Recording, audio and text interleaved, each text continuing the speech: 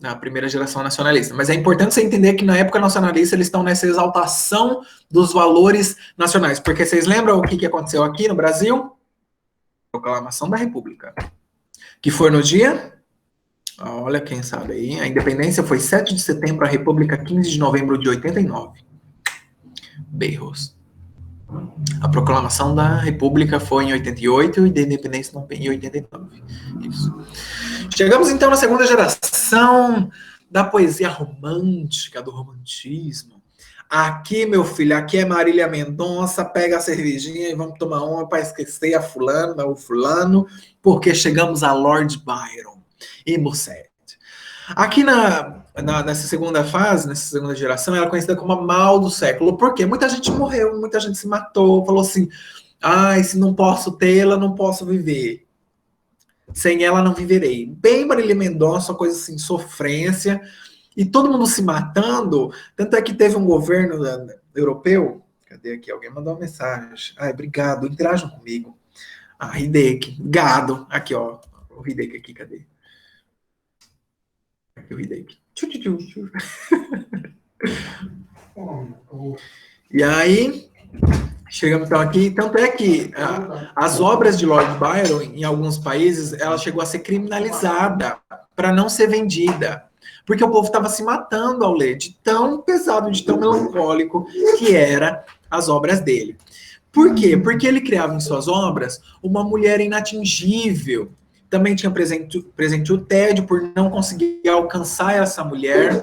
Tinha também o desejo de morte. Então, as pessoas se matavam nessa época. Outros autores famosos. Bom, eu ressaltei Lord Byron como o autor famoso na Europa. E aqui no Brasil nós temos Álvares de Azevedo, Fagundes de Varela e Cassimiro de Abreu. Fagundes de Varela nunca vi aparecer. Agora, Álvares de Azevedo sempre aparece. Tá? Essa é uma geração importante. Álvares de Azevedo, 2016, 2017, teve algumas questões sobre ele, tá? E eu vou colocar aqui.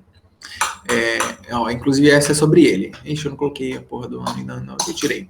A produção de Álvares de Azevedo situa-se na década de 1850, no período conhecido na literatura brasileira como o ultrarromantismo, que era o mal do século, tá, pessoal? Isso é um outro nome para mal do século. Nesse poema, a força expressiva da exacerbação romântica identifica-se como. Então, produção de Álvares de Azevedo.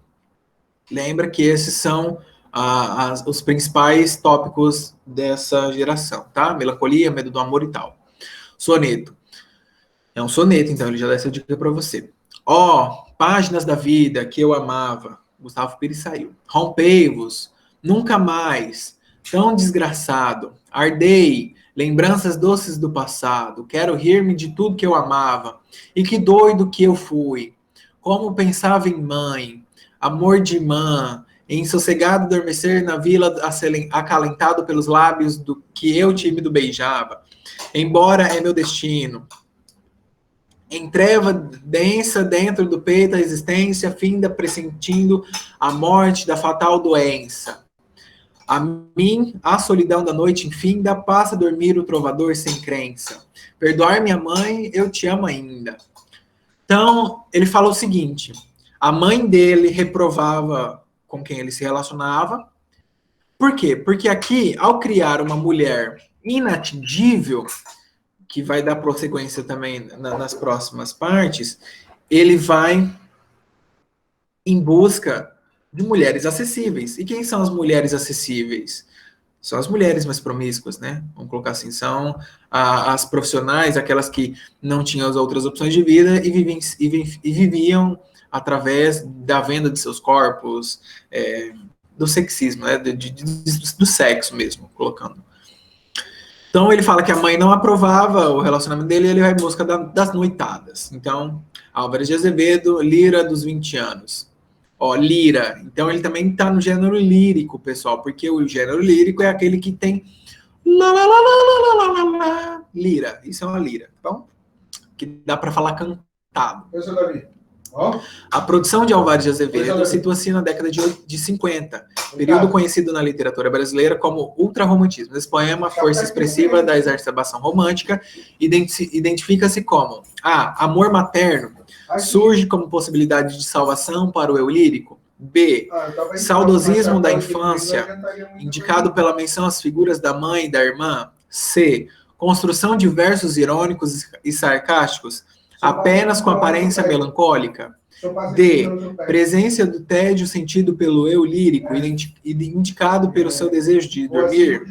E. Fixação do eu lírico pela ideia de morte, o que leva a sentir um tormento constante? Eu sei que essa ficou bem confusa de ser sintetizada, mas a resposta certa é fixação do eu lírico pela ideia de morte. Porque aqui a coisa que ele mais ressalta é a vontade de morrer, porque ele não pode ter o amor então esperado da sua amada. Entendeu? O que leva a sentir um tormento constante. Ó. Rompei-vos, nunca mais, tão desgraçado, ardei lembrança do passado, quero rir-me de tudo que eu amava. Que doido que eu fui, não pensava em mãe, amor de irmã, insossegado adormecer na vida acalentado pelos lábios do time que eu beijava. Embora é meu destino. Ó, essa é uma palavra muito usada nessa fase, destino, tá?